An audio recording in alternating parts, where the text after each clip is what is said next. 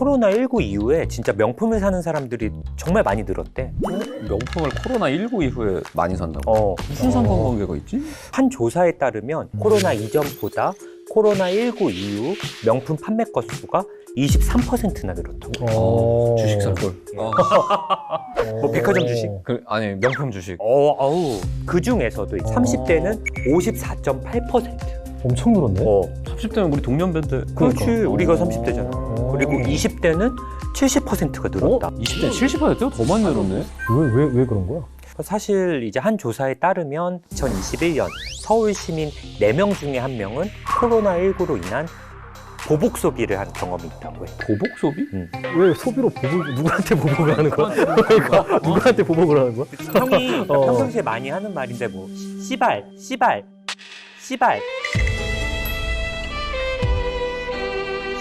비용 이런 거 들어봤지? 씨발 비용. 비용은 말 안 하잖아. 그러니까 씨발 비용. 말 엄청 하지. 그렇지. 내가 돈 하긴 하지. 비용. 비용. 운전 때만 무슨 비용. 이야기하긴 하지 내가. 그러니까 우리가 홧김 비용, 씨발 비용이라는 얘기가 있는데 이제 몇 년 전부터 유행했어. 그건 근데 들어봤어. 그치? 택시 탄다. 맞아. 뭐 회사에서 너무 힘든 일이 있으니까 택시 타고 갈게. 약간 홧김 비용, 집에 씨발 빨리 비용. 가서 쉬고 싶은 거야? 뭐 그런 것도 있고 그냥 오늘 너무 화가 나고 속상한 걸 그냥 확 저질러 버리는 거지. 소비로 푸는.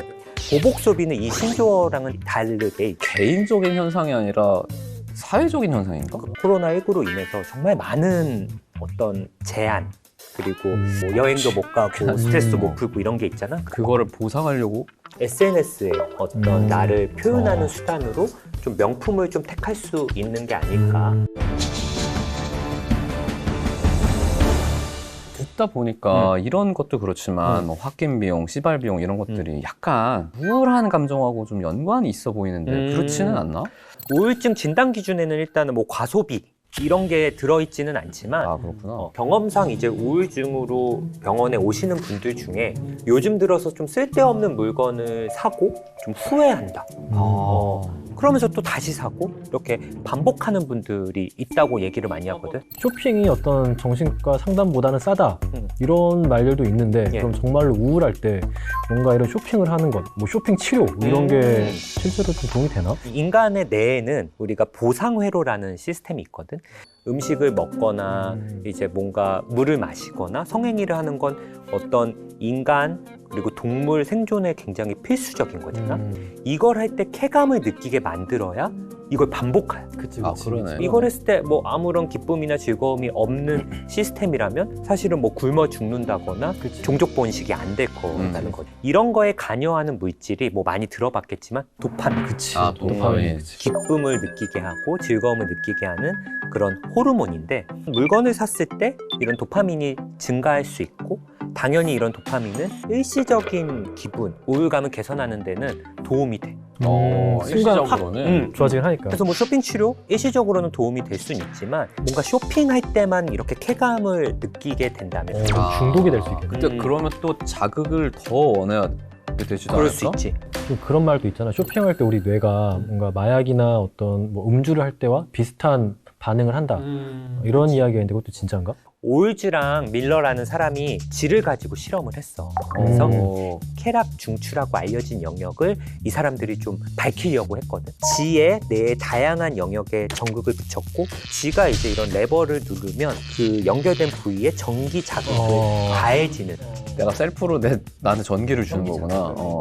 특정 영역에 전극이 부착된 쥐가 1시간 동안 레버를 거의 1920번을 누른 거야. 1시간 동안? 계속 그런 거네, 진짜. 뭐 누가 시킨 것도 아니고 실험을 해본 사람이 저 부분이 쥐 뇌의 쾌락 중추다.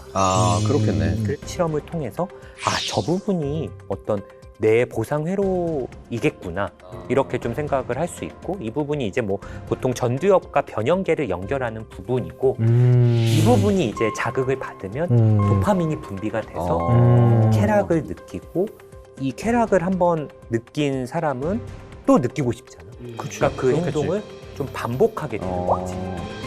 그래서 어떤 알코올이나 마약과 같은 물질에 좀 중독이 됐을 때 도박이라던가 쇼핑과 같은 행위 중독이 됐을 때 이런 쾌락 중추가 좀 반응을 하기 때문에 우리도 모르게 그런 행동을 반복하는 거고. 그렇구나. 여기 계속 자극돼서 기분이 좋아지니까. 지금 근데 계속 이 얘기를 하다 보니까 약간 혹시 나도 이거 쇼핑 중독 아니야?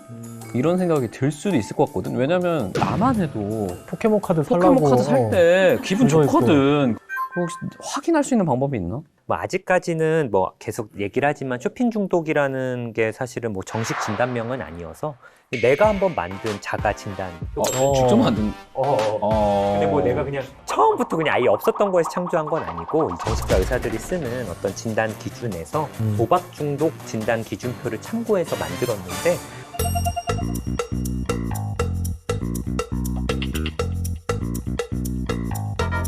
이 중에 한 4가지 이상이 있다면 지금 내 쇼핑이 좀 위험한 수준이지 않을까?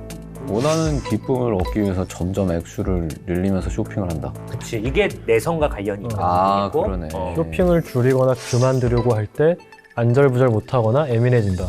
이런 게 이제 좀 조절 능력, 통제 능력의 상실을 의미하지. 쇼핑으로 인한 경제적인 어려움으로 인해 돈을 빌린다. 그치. 그러니까 이거는 어떻게 보면 내가 기쁘기 위해서 쇼핑을 한 건데 이걸로 인해서 좀 경제적인 어려움까지 생기고 그럼에도 이거를 내가 잘 줄이거나 통제하지 못한다는 건 아주 심각한 문제. 그러네. 이건 되게 심각한 거네. 그렇지. 그리고 진짜 심하신 분들은 물건을 사서 뜯어보지도 않는 분들도 많아. 그냥 사는 행위 자체가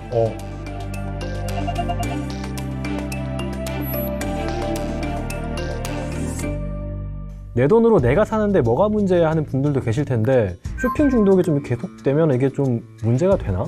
이 쇼핑 중독이 어떻게 보면 증상일 수도 있는 거야. 아, 다른 거예요. 그게 너무나 증상. 뭔가 있다. 아. 그러니까 내면에 어떤 심한 우울감이라던가 불안감이 이런 쇼핑이라는 형태로 좀 나타날 수도 있는 거죠.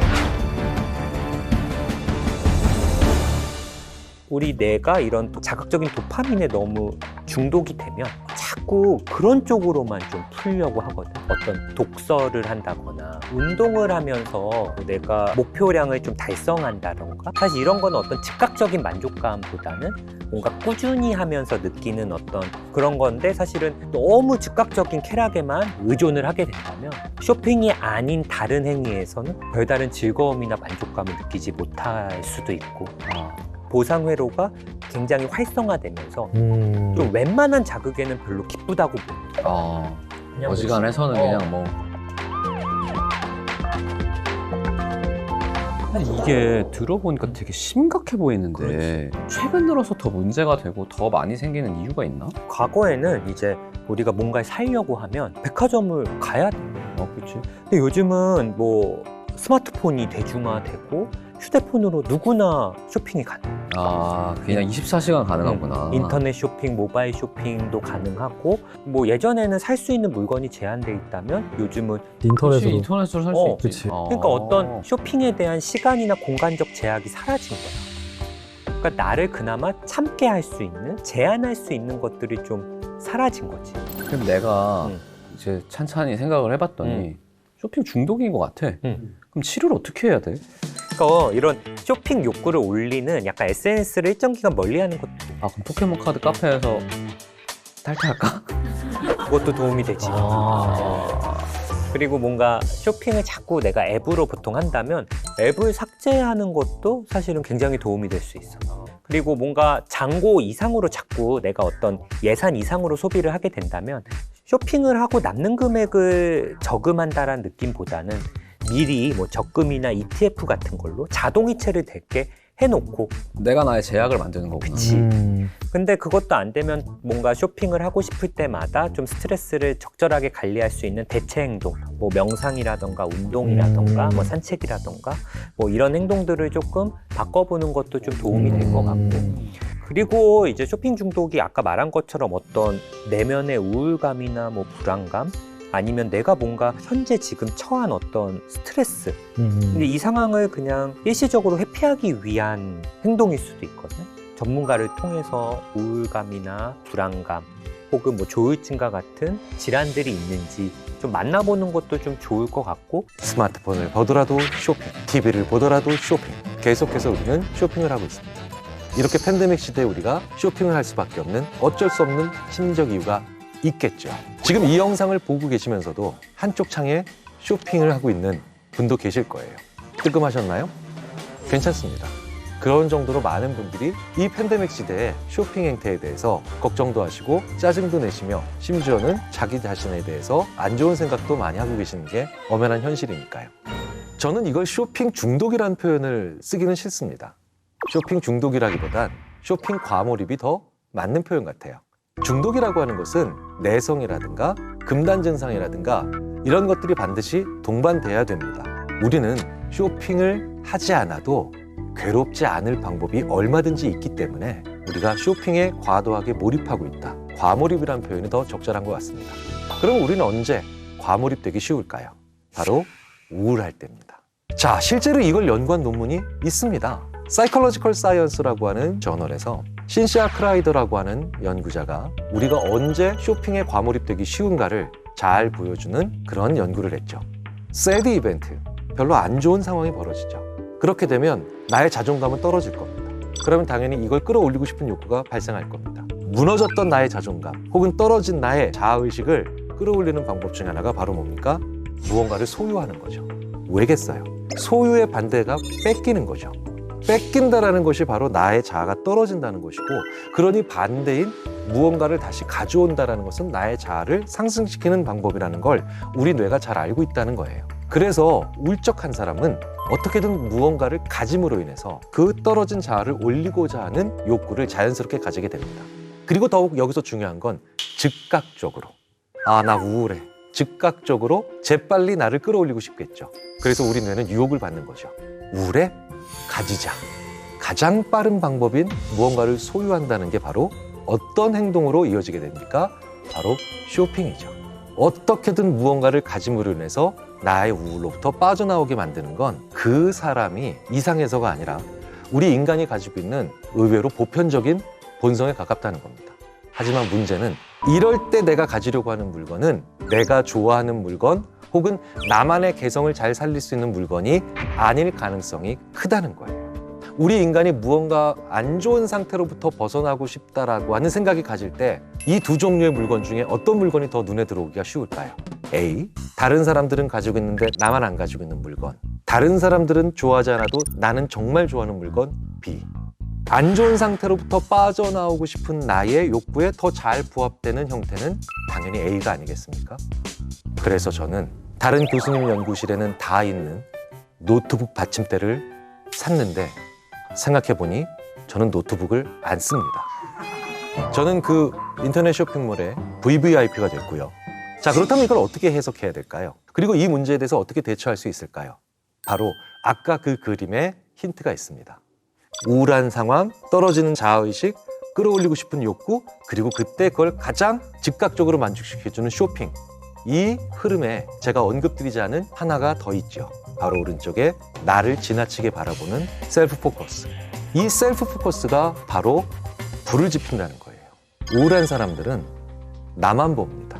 이게 우울의 기본적인 특징이에요. 화가 난 사람은 상대방만 봅니다. 그렇기 때문에 화난 사람은 거울을 보게 하면 화낸 자기의 모습을 보면서 아, 내가 이렇게 비상식적인 모습을 보이구나 라고 하면서 화를 진정시킬 수 있어요. 하지만 우울한 사람은 거울만 쳐다봅니다. 그렇기 때문에 오히려 우울한 사람은 거울을 치워주라는 얘기도 하죠. 즉, 나만 쳐다보고 있기 때문에 나만 안 가지고 있는 것 같고 나만 없는 것 같고 나한테만 이게 갖춰져 있지 않은 것 같은 이 느낌으로 우리는 쇼핑하기 쉽다는 거예요. 자, 그렇다면 그들은 가지고 있고 나만 안 가지고 있는 물건, 결국은 나한테 크게 필요하지 않은 물건을 계속해서 사는 이 쇼핑 과몰입으로부터 벗어나는 가장 좋은 방법은 뭐겠습니까? 내 주위에 다른 사람을 대동시키는 거예요. 온라인 쇼핑으로 사람들이 쇼핑 과몰입이 일어나는 이유도 마찬가지입니다. 내 주위에 아무도 없기 때문이에요. 분명히 온라인 쇼핑은 편리합니다. 하지만 팬데믹 시대의 우울감으로 인한 쇼핑 과몰입을 막기 위해서는 그 물건을 사기 전에 누군가와 잠시라도 대화를 해봐야 됩니다. 그들은 셀프 포커스에서 벗어나게 만들어줄 가능성이 크죠. 나와는 다른 생각을 가지고 있는 사람들을 좀 더 만나고 난 다음에 그 쇼핑에 한번 다시 들어가 보는 겁니다. 그렇다면 나를 바라보고 있는 생각을 잠시 빼내서 다른 사람들을 바라보게 만드는, 혹은 그 물건을 다른 각도로 바라보게 만들 수 있는 안전장치가 될 수 있죠. 쇼핑 과몰입으로부터 벗어나기 위한 또 다른 방법, 새로운 보상 도구를 만드시면 됩니다. 결국은 이 쇼핑이라는 것을 통해 내가 획득한 물건, 소유한 물건을 통해서 나를 끌어올리고 싶은 얘기죠. 그러니까 일종의 나한테 보상하고 싶기 때문에 우리는 쇼핑 과몰입이 일어나게 되는 거죠. 실제로도 야, 너 오늘 나한테 뭔가 칭찬해줘야 돼. 나 오늘 나한테 무언가 보상해야 돼. 라고 하면서 우리는 쇼핑을 하잖아요. 참 인간은 재밌게도 그 마음의 배고픔을 물건이나 제품으로 채우려고 한다는 거죠. 하지만 이 마음의 허기 혹은 마음의 배고픔을 전혀 다른 방법으로 채울 수 있는 길도 얼마든지 있다는 거죠. 바로 다른 사람에게 친절을 베풀고 고맙다는 얘기를 내가 듣는 겁니다. 실제로 그것만으로도 마음의 허기는 엄청나게 채워진다는 거죠. 제가 아는 어떤 교수님은요, 이런 욕심이 생길 때마다 평상시에 답장을 못했던 학생들로부터 온 수많은 이메일에 일일이 그날 답장을 하신답니다. 미처 답을 못했던 학생들 혹은 다른 사람들의 이메일에 친절하게 답변을 쭉 하시면 그날 저녁에 감사합니다, 잊지 않으셨군요 라고 하면서 나에게 고마움을 표시하는 이메일이 10개 혹은 20개가 되돌아오죠. 그 교수님은 배가 부릅니다. 마음의 배가 부른 거죠. 이 이야기는 사실은 우리가 마음의 허기를 물질로도 채울 수 있지만 여전히 다른 마음으로도 채울 수 있다는 것을 의미합니다. 신기하게도 감사하다는 얘기를 많이 듣고 고맙다는 얘기를 많이 들은 분들은 자기의 쇼핑 욕구를 혹은 그 외에 다른 무엇인가를 계속해서 소유하고자 하는 욕구를 잘 조율할 수 있다는 것이 대부분의 심리학 연구에서 안정적으로 관찰되는 결과입니다. 정말 그럼에도 불구하고 이 모든 방법들이 효과가 없으시다고요? 한 가지 방법이 더 있습니다. 그러면 라면을 드세요. 왜? 라면 먹으면 배불러요. 실제로 쇼핑센터에 가면요, 중간중간에 사람들이 쉴 수 있게 만들어주고 가볍게 요기할 수 있게 만들어줍니다. 이건 배부르게 만들기 위해서가 아닙니다. 지치면 결정을 못 내리기 때문이죠. 근데 참으로 신기하게도 배부르지 않게 어느 정도의 허기만 달래줄 정도로 스낵 코너들이 중간중간에 있죠. 왜? 거기서 갈비찜을 먹으면 이제 체력이 완전히 떨어진 게 아니라 완전한 포만감을 느껴서 카트라고 하는 그 빈 공간에 아무것도 담지 않을 수가 있거든요. 자, 그렇다면 역이용할 수도 있죠. 내가 무언가 지름신이 왔다고요? 지금 라면을 드셔야 됩니다. 2개를 끓이셔야 되죠. 계란도 2개 넣고 만두도 한 3개쯤 넣으세요. 포만감을 느끼면 나는 이제 마음의 빈 공간을 쇼핑으로 채우려고 하는 가능성을 더 줄일 수가 있습니다. 또 심리학에는 보복 소비라는 말도 있습니다. 화난 상태에서도 사람들은 무언가 강렬하게 보상받으려고 합니다. 실제로 쇼핑몰을 방문한 사람들을 대상으로 한 연구에서 계획에 없던 물건을 소비한 사람들은요, 그 쇼핑몰에 들어가기 전에 온라인이든 오프라인이든 기분이 안 좋았습니다. 이전 상태로 돌아가려고 하는 강한 충동이 계획에 없던 물건을 구입하게 만든다는 거죠. 우리가 이런 걸 대부분 충동 구매라고 합니다. 그러니 기분을 풀고 쇼핑하세요. 이렇게 기본적인 원리를 우리가 이해하면 의외의 방법들을 얼마든지 찾을 수 있다는 거죠. 가장 중요한 건 보상받고 싶다라고 하는 이 잠재적인 생각이 쇼핑에 대한 과몰입을 만들어내는 겁니다. 그러니 중요한 건 내가 나한테 보상할 수 있는 저렴하지만 효과적인 방법을 알고 계셔야 됩니다.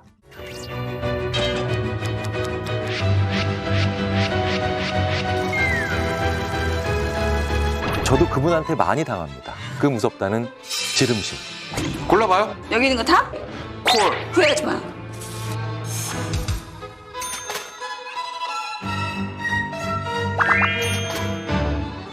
저는 온라인으로 많이 이제 물건들을 구입하는 편인데요. 그 지름신 때문에 저도 사놓고 사실 포장만 뜯었고요. 별로 사용하지도 않는 물건, 후회하는 물건들, 왜 샀나 싶은 물건들 정말 많죠. 제가 매년 연말에 그 온라인 쇼핑 사이트에서 그 해 산 물건들을 쭉 한번 살펴봅니다. 대부분 정말 큰 반성과 후회와 그리고 내가 왜 이렇게 아무 생각 없이 살까 되돌아보는 그런 시간들이 되죠. 그렇다면 이 무섭다는 지름신에게 당하지 않고 똑똑한 소비를 할 수 있는 방법에 어떤 것들이 있을까요? 제목이요. The Anchoring and Adjustment Heuristic. 야, 이 말 자체가 너무나도 큰 용어들이라서 어떻게 설명을 해드려야 될까요? 일단 휴리스틱이란 말을 먼저 우리가 알아둬볼 필요가 있죠. 사전에서 휴리스틱이란 단어의 정의를 찾으면 어림셈법이라고 하는 말 그대로 어림 반푼어치도 없는 정의를 내리고 있습니다. 무슨 소리야, 어림셈법? 자, 이렇게 이해하시면 돼요. 풍경화를 그릴 때 사피연필이나 아니면 손가락 갖고 이렇게 구도를 잡으시죠. 사실은 그런데 정확한 구도를 잡기 위해서는 측량기를 가져오셔야 됩니다. 그런데 어떤 사람도 사생대회 갈 때 측량 기사님들을 초빙하지 않죠. 왜겠습니까? 대충 이러면 맞으니까요. 그림을 나중에 본 사람들도 대충 구도가 맞았다고 생각을 하니까요. 이렇게 대충 맞게 만들어주는 모든 마음의 생각법들을 휴리스틱이라고 합니다. 떡볶이는 어디서 먹어야 돼? 대충 신당동 가서 먹으면 대충 맞죠. 이런 식의 생각들이에요. 우리는 수많은 종류의 휴리스틱을 매일매일 쓴다는 거죠. 그런데 그 중에 하나가 바로 앵커링. 앵커가 영어로 닷이죠. 닷을 어디다 내립니다. 그게 앵커링이죠. 닷을 내리면 배가 더 이상 움직일 수 없죠. 그래서 어저스트먼트, 이동을 많이 할 수 없다는 뜻이에요. 자, 어떻게 실험을 했는지 한번 볼게요. 참가자들에게 질문을 줍니다. 워싱턴 엘렉티드 프레지던트, 워싱턴이 언제 당선됐냐는 거예요. 사실 우리도 뭐 한글 창제일, 옛날 이렇게만 대답하죠. 언제인지 잘 몰라요. 에베레스트 산에 물이 끓는 지점, 보드카가 어는 지점, 뭐 이런 것들을 다양하게 물어보는 거예요. 질문을 주고 난 다음에 사람들로 하여금 추정치를 먼저 적게 하는 거예요. 그리고 앵커를 주는 거예요. 워싱턴의 대통령 당선된 해는 1776년 근방이다. 에베레스트 산에서 물이 끓는 온도는 212도보다 낮거나 높다. 보드카의 어는 온도는 화씨 32도보다 높거나 낮다. 그냥 숫자인 거죠. 그런데 사람들한테 그러면 몇 년도에 당선됐을까? 몇 도일까? 이런 걸 물어보는 거예요. 실제로 사람들은 그 앵커에 아주 쉽게 농락당하더라는 겁니다. 워싱턴이 대통령에 취임한 해는 1788년입니다. 그런데 1776년이 앵커로 제시되니까 1781년이 평균적으로 나오더라는 거죠. 그러니까 많이 못 가더라는 거예요. 에베레스트 산에서 물이 끓는 온도, 실제로는 167도에서 물이 끓는데 앵커가 212도라고 되어 있습니다. 그랬더니 175도, 167도까지 내려가질 못하고 212도로부터 많이 벗어나지를 못한다는 뜻이에요. 어떤 숫자든 앵커의 역할을 굉장히 강하게 가질 수 있고요. 임의의 숫자나 별로 의미가 없는 숫자를 들었음에도 불구하고 앵커가 한번 주어지면 사람들은 그것으로부터 마음에 다시 내려져서 많이 못 움직인다는 겁니다. 실제 값으로 가지 못한다는 겁니다. 이러한 현상을 이용할 수도 있고 내가 당할 수도 있으며 혹은 당하지 않기 위해서 방어할 수도 있겠죠. 실제로 저는 이런 거 시장에서 많이 봅니다. 저 예전에 외국의 어떤 시장에서요, 그 나라에 아주 익숙하고 그 나라 시장에 아주 정통한 제 고등학교 동창과 함께 물건을 사러 갔어요. 어떤 시계를 하나 사려고 하는데요, 시계 가격이 우리나라 돈으로 10만 원이래요. 그래서 제 친구에게 야 8만 원에 한번 하자고 얘기해봐. 그랬더니 당연히 그 친구가 아이 알았어 임마, 걱정하지 마 얘기를 합니다. 그 나라 말을 못 알아듣는 저는 그냥 이렇게 보고 있었죠. 그랬더니 그 상인의 표정이요, 제가 그 나라 말을 못 알아들어도 요 정도의 느낌이에요. 아, 그 가격은 좀 힘들고요, 그럼 요 가격에 하시죠. 그러니까 아마 8만 원 정도라고 얘기했으니까 그 상인이 아, 그 가격은 좀 힘들고 9만 원에 하시죠 뭐 이렇게 얘기한 건 줄 알았어요. 그래서 제가 그 친구한테 야 너 지금 얼마에 하자 그랬냐 그랬더니 이렇게 얘기했대요. 3,000원 해달라고. 이게 바로 뭐냐, 서로의 앵커에 안 당하기 위한 시소를 하기 시작한 거예요. 저 그날 그 시계 35,000원에 사갖고 왔습니다. 물론 나중에 알고 보니 현지인들은 2만 원에 사는 시계였죠. 하지만 위안이 됐습니다. 왜? 그 똑같은 시계를 제가 보고 있는데도 그 상인은 뒤이어온 덴마크인에게 97,000원에 파셨거든요. 아마 그 덴마크 분은 10만 원의 앵커에 자기의 앵커를 9만 원으로 잡았기 때문에 97,000원에 사셨겠죠. 우리는 상대방이 제시한 앵커에 많은 걸음으로 벗어나기 어렵다는 걸 의미하겠죠. 임의의 숫자에 의해서도 우리는 당할 수 있다는 거예요. 스마트 샤퍼류의 책들을 보면 가격표를 보는 순간 당신은 백화점에게 지는 거다 라는 얘기들을 많이 합니다. 왜? 가격표를 딱 봤더니 이렇게 돼 있어요. 90% 폭탄 세일, 그래서 10만 원. 그러면 나는 이게 100만 원짜리 물건을 무려 90% 디스카운트 받아서 10만 원에 산다는 느낌이 들죠. 무조건 사야 되겠다라는 생각이 먼저 들게 되겠죠. 그런데 가격표를 보기 전에 그 물건만 봤을 때 내가 먼저 가격을 매겼다고 생각을 한번 해보자고요. 나 이거 7만 원까지만 살 거야. 8만 원부터는 안 살 거야. 그러면 90%가 아니라 900%를 세일했다고 쳐더라도 이게 10만 원이면 백화점한테 감사드릴 일은 없겠죠. 내가 먼저 매겨놓은 가격이 7만 원이니까요. 3만 원이 더 비싼 물건이 된 겁니다. 그렇다면 가장 중요한 쇼핑의 첫 번째 계획은 뭡니까? 쇼핑을 하기 전에 무조건 당신이 살 물건의 가격을 매겨라. 쇼핑할 때 가격표를 먼저 보지 않는 이런 지혜가 필요합니다. 내가 쇼핑할 목록만 먼저 작성하셔도 괜찮습니다. 내가 스스로 앵커를 만들어내기 위한 비결 아니겠습니까? 오프라인에서는 먼 거리에서 물건을 볼 수 있기 때문에 물건을 보고 난 다음에 그 작은 가격표를 보기 전에 걸어가는 시간에 내가 가격을 매겨버리면 내가 가격을 매긴 상태와 상대방의 앵커가 동시에 작동하면서 나도 하나의 무기를 갖게 되는 셈이 됩니다. 온라인 쇼핑도 마찬가지입니다. 온라인 쇼핑에서는 물건을 보자마자 물건보다 더 큰 사이즈의 가격표를 볼 수도 있겠죠. 접속만 하면 바로 상대방의 앵커에 당하기가 더 쉽게 되겠죠. 그러니 온라인 쇼핑을 하실 때는 쇼핑몰에 접속하시기 전에 구입할 물건의 리스트 말고 하나 더 작성하셔야 된다는 겁니다. 그게 바로 내가 지불할 용의가 있는 최대 금액이죠.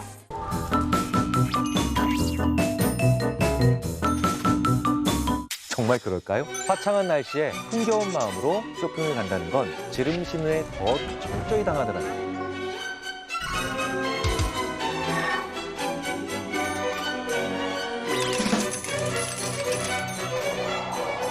Can bad weather improve your memory? 정말 나쁜 날씨, 그러니까 흐리고 꾸물꾸물하고 어두운 날씨는 당신의 기억을 향상시킬까요?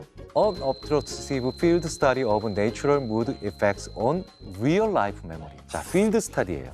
기분이 실제 기억력에 끼치는 영향에 대한 현장 연구란 뜻이 되겠죠. 시드니에서 2달에 걸쳐서 가게를 찾은 고객을 대상으로 실험을 진행한 거예요. 신문 가판대와 문구점에서 실제 손님들을 대상으로 실험을 진행한 겁니다. 가게 계산대에는요, 여러 가지 동물 피규어나 돼지 저금통 뭐 이런 10개의 작은 장식품이 진열되어 있습니다. 그리고요, 고객이 쇼핑을 마치고 나가면 연관이 따라 나가는 거예요. 직접 따라 나가야 돼요. 네. 그러니까 이 얘기는 무슨 얘기냐면 응하지 않으면 방법이 없다는 거죠.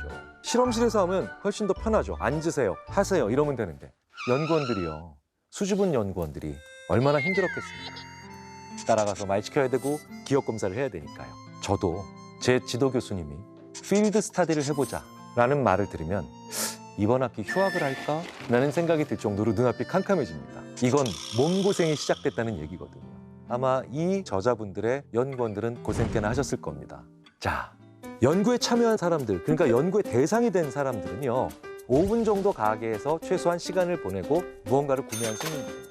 효과를 강화하기 위해서 음악도 날씨가 안 좋을 땐 슬픈 음악, 좋을 땐 행복한 음악을 틀었대요. 자, 그리고 쫓아나가죠. 물건에 대한 기억을 물어보는 거예요. 자, 그래프를 하나 보실까요? 저희 연구자들은 그래프가 저런 모양으로 결과가 나오면 앞뒤 가릴 것 없이 무조건 환호성을 지릅니다. 비대칭적으로 거울 쌓는 거예요. 저게 결과가 유의미하게 나왔다는 뜻이에요. 저런 아름다운 모습을 보고 저희 심리학자들은 상호작용이 관찰됐다라고 표현합니다. 무드, 기분이 포지티브, 좋을 때와 네거티브, 나쁠 때 커렉트와 인커렉트가 거꾸로 나타난다는 거예요. 실제 데이터도 그렇게 나오고 있습니다. 날씨가 좋은 날보다 날씨가 흐린 날, 특히 무언가를 정확하게 기억하는 게 더 유리해지고 부정확한 기억보다 정확한 기억의 양이 더 많아진다. 새롭게 관찰되고 있는 결과죠. 좋은 날씨에 쇼핑한 경우에는요, 한 개라도 제대로 떠올릴까 말까예요. 그런데 날씨가 안 좋을 때는 그 2배가 훨씬 넘게 2개 이상을 성공적으로 제대로 기억하고 있다는 거죠. 이 얘기는 우리 인간이 날씨에 굉장히 많은 영향을 받는다는 걸 보여줍니다. 기분이 나쁜 날, 즉 흐린 날, 물건을 직시하고 있다는 뜻입니다. 물건을 더 정확하게 들여다보고 있다는 겁니다. 대부분의 쇼핑의 경우에서 더 정확하게 볼수록 사지 않을 이유는 더 많아지겠죠. 이렇게 좋은 데가 많네? 라는 것보단 다른 제품에 비해서 성능이 떨어지겠군. 아, 여기 좀 흠이 있네. 자세히 들여다보니까 마감 처리가 좀 매끄럽지 않군. 이런 것들을 보겠죠. 어떤 것을 훨씬 더 자세히 들여다본다는 건 사지 않을 이유를 더 많이 발견할 수 있다는 얘기가 되고요. 더 많이 기억하고 있다는 건 그 제품의 추상적 장점보다는 자질구레한 단점들을 더 많이 기억하고 있다는 뜻이 됩니다. 왜일까요? 기분이 좋은 날은 사람들은 관심이 날씨에도 많이 가 있고 다른 사람들과 만나서 재밌게 놀 여러 가지 관심사들이 주의력을 분산시키지 않겠습니까? 날씨가 흐린 날은 밖을 본다는 것보단 내가 지금 주의를 기울이고 있는 대상에 좀 더 집중할 수 있다는 얘기가 되겠죠. 흐린 날에는 쇼핑하시고 맑은 날에는 과소비를 조심하세요. 날씨가 많이 화창한 날에는요, 지름신도 훨씬 더 강한 힘을 나에게 화창하게 발휘하게 되어 있습니다. 자, 그런데 스마트한 쇼핑을 하기 위한 또 다른 방안은 어떤 것들이 있을까요? 오늘의 추가 논문. 논문의 제목이 좀 어렵습니다. Similar psychological distance reduces temporal discounting. 직역을 하면 이런 뜻이죠. 비슷한 심리적 거리는 시간 할인을 감소시킨다. 확실히 직역하면 아무 말도 모르겠어요. 디스카운트는 원래 물건값 아닌가? 템포럴 디스카운팅이 뭐야? 쉽게 말씀드릴게요. 이 템포럴 디스카운팅은 뭐냐면요. 시간적인 소탐 대실이에요. 지금 바로 빵 한 개 먹을래? 1시간 있다 2개 먹을래? 그러면 지금 하나 먹을래요. 1시간 있다 2개 먹는 것보다 지금 하나 먹는 게 나아요. 시간이 지연되면서 2개의 가치가 지금 1개의 가치보다 디스카운트 된 거예요.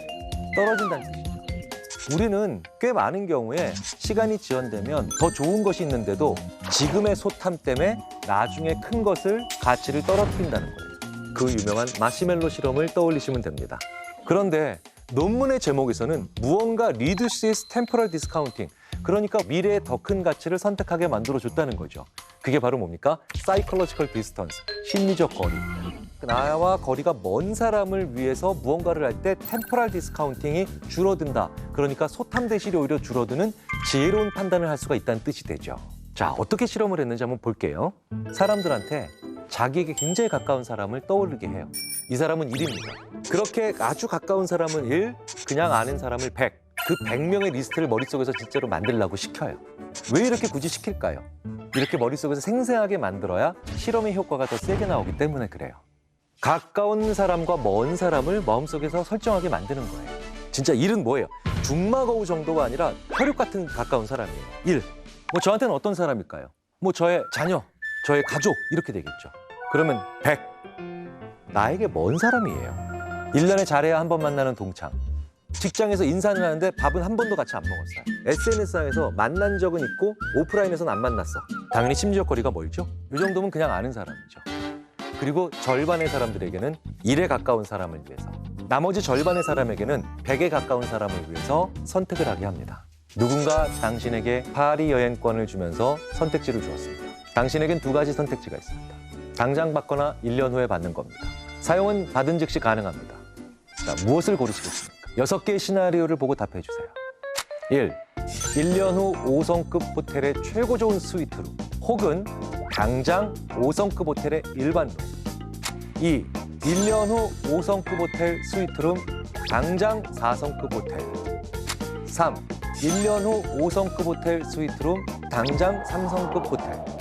마지막 6번째 옵션은 1년 후 5성급 호텔 스위트룸, 혹은 당장 숙소 제공은 안 되는 260파운드짜리 여행 상품권 받기.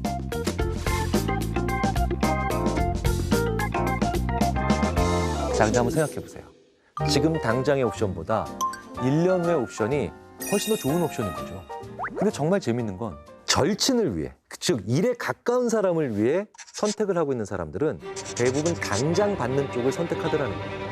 그런데 잘 모르는 사람, 즉 100에 가까운 사람을 위해 선택을 하는 사람들은 굉장히 더 강력하게 1년 후의 옵션을 선택하는 경향이 강하다는 거죠. 사람들은 왜 더 가까운 사람들을 위한 선택을 할수록 시간 할인을 더 많이 해서 더 안 좋은 옵션을 선택하는 걸까요? 왜 더 거리가 먼 사람을 위해서 판단할 때 더 합리적이고 좋은 판단을 하는 걸까요? 바로 가깝다라고 하는 것의 차이에서 즉시적으로 만족하고 싶다라고 하는 인간의 가장 바보스러운 본능이 발동하기 때문이에요. 인간은 즉시적으로 만족하고 싶어 합니다. 왜냐? 욕구라는 것 자체가 즉시적이기 때문이에요. 시험 결과를 받았는데 자기가 생각한 것보다 좋은 점수가 나온 학생들은요, 어떻게든 집에 일찍 가려고 난리를 칩니다. 왜? 빨리 집에 가서 이걸 보여주고 제일 가까운 부모님한테 칭찬을 받고 싶어하는 그런 욕구가 있다는 거예요. 그런데 아이들에게 부모님이 출장을 가셨기 때문에 3일이나 있다가 집에 온다라고 얘기 주면 어떨까요? 아이들은 계속해서 학원을 가고요. 수업이 끝나고 다른 일을 할 수가 있겠죠. 사람들이 훨씬 더 합리적인 행동을 한다는 거예요. 우리는 가까운 사람일수록 더 구체적인 욕구에 몰입을 하게 되고요.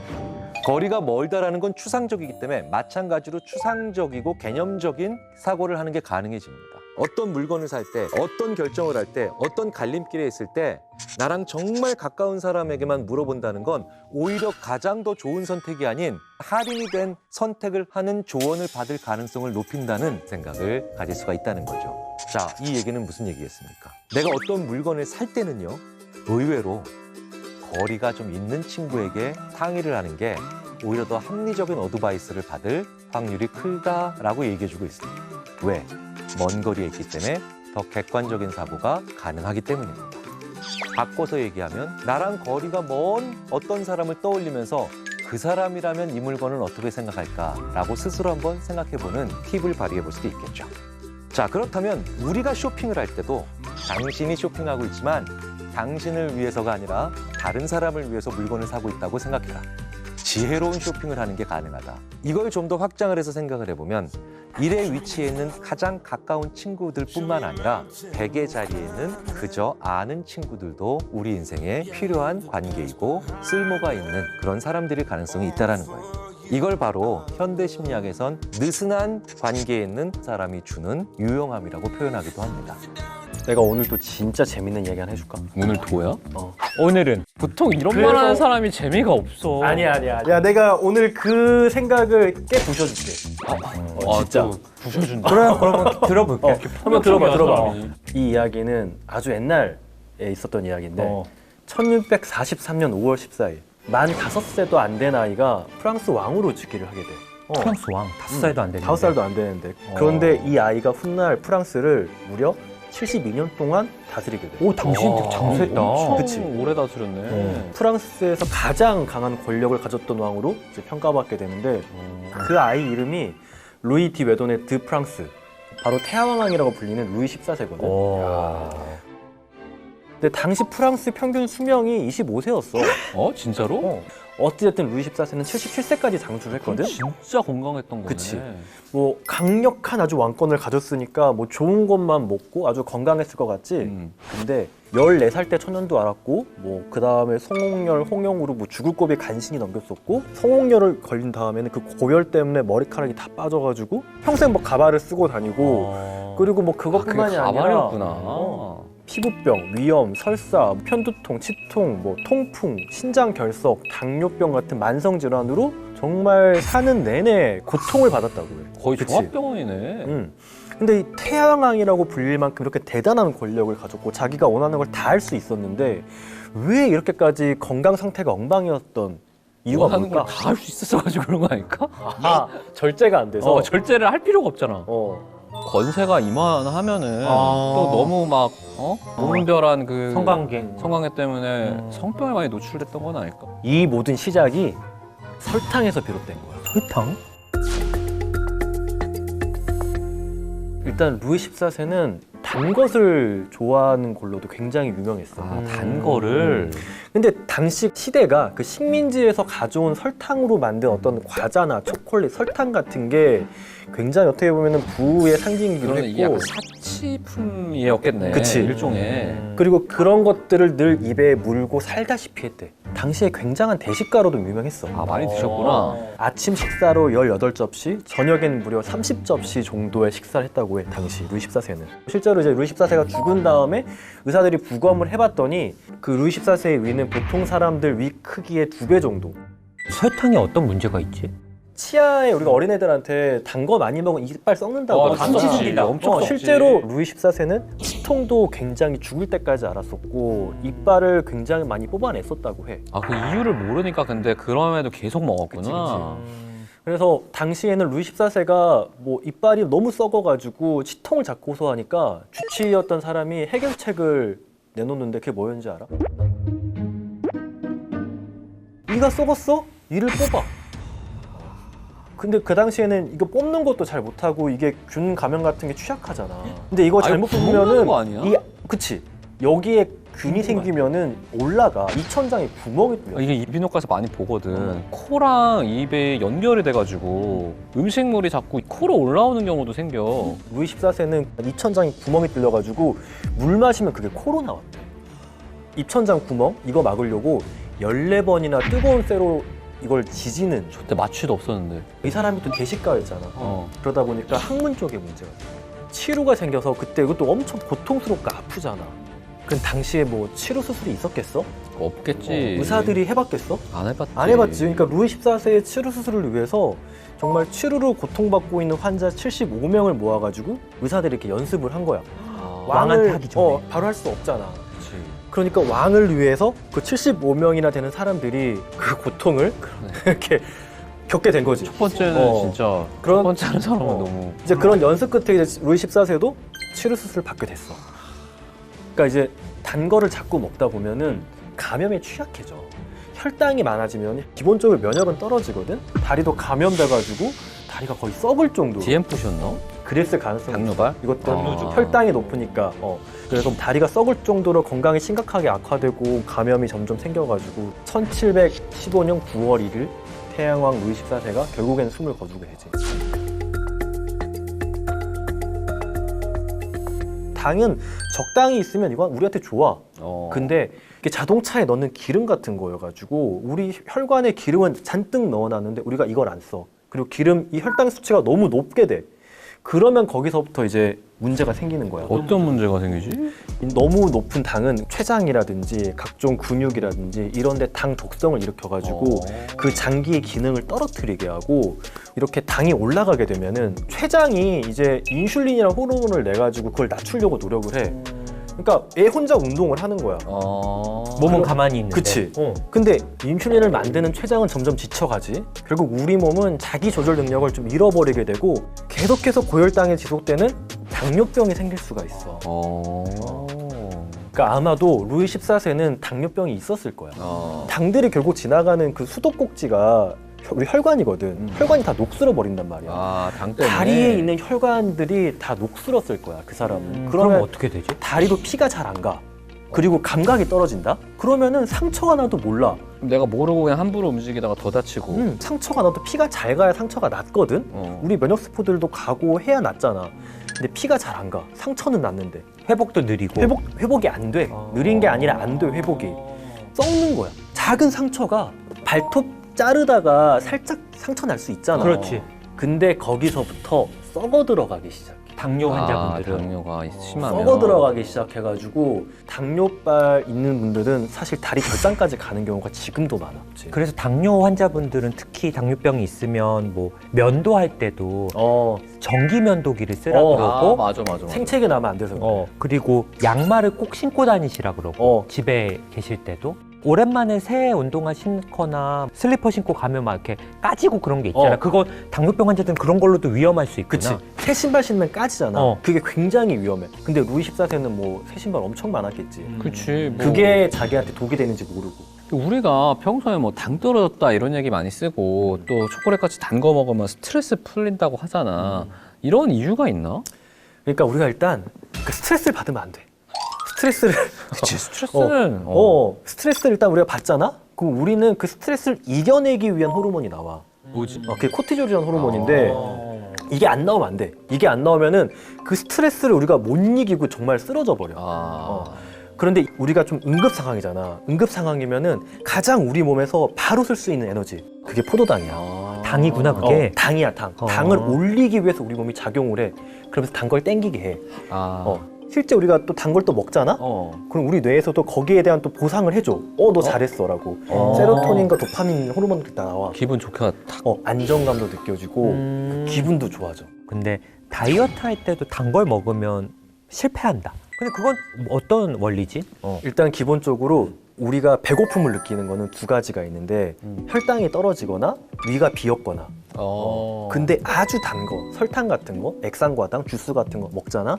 혈당이 확 올라갔다 확 떨어져. 공복감을 느껴. 사실 내 나는 위는 비어있지 않은데.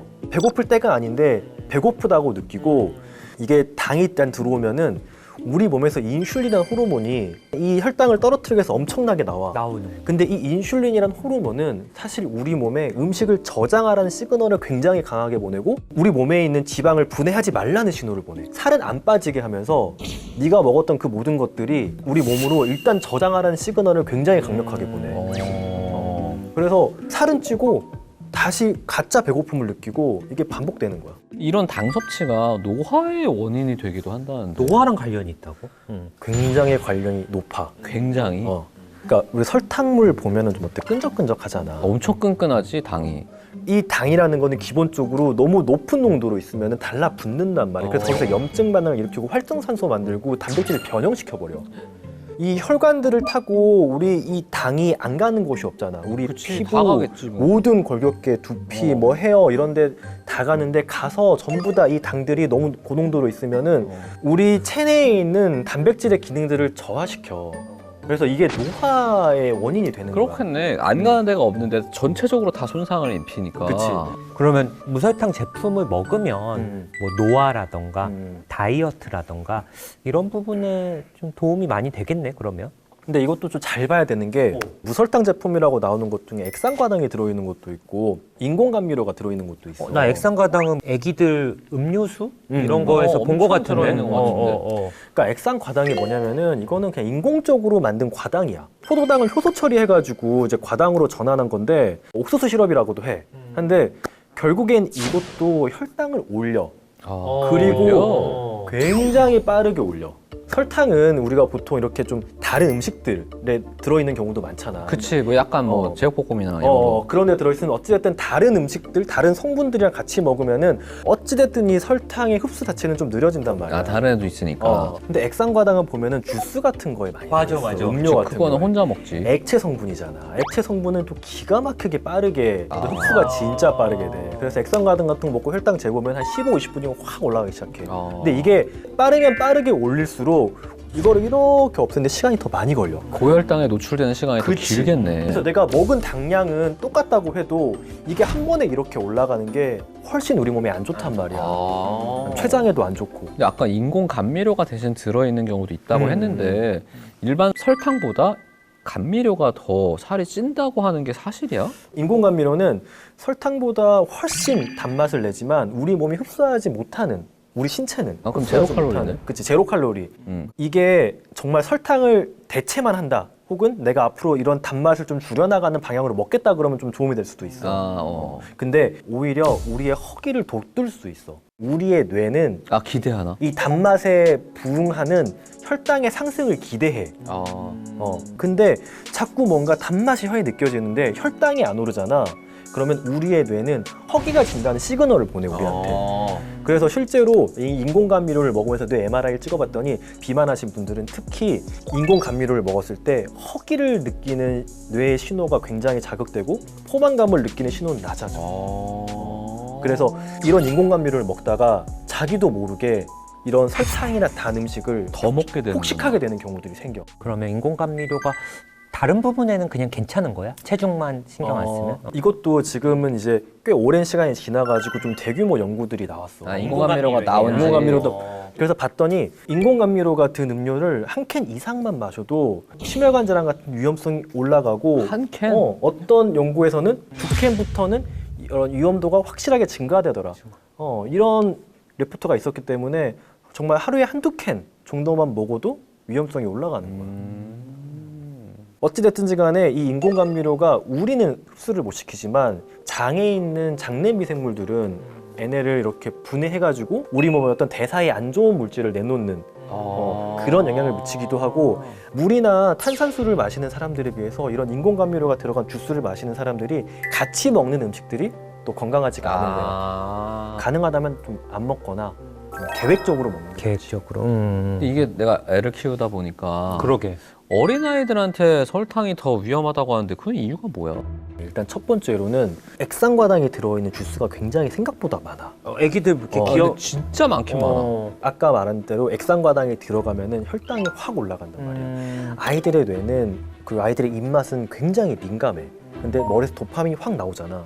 그러면은 마약을 접한 어떤 우리의 뇌의 반응처럼 거기서 굉장히 강한 그런 쾌감을 느껴. 그리고 반복해서 먹을수록 더 강한 단맛을 찾게 돼. 어릴 때부터 거기 익숙해지면 중독이 되는 거지. 근데 아이들은 더 전두엽이나 이런 발달이 더 좀 약하잖아. 자기가 이거를 논리적으로 절제해야 될 이유를 찾지를 못해, 아이들은. 설탕 중독이 가장 쉽게 만날 수 있는 어떤 유아 중독 사례 중에 하나야. 또 다른 문제가 성인이 된 비만은 보통은 지방세포 개수는 그대로인데 이 지방세포들이 뚱뚱해지는 경우가 많거든. 근데 아이 때 비만이 생기면은 지방세포의 수 자체도 늘어나.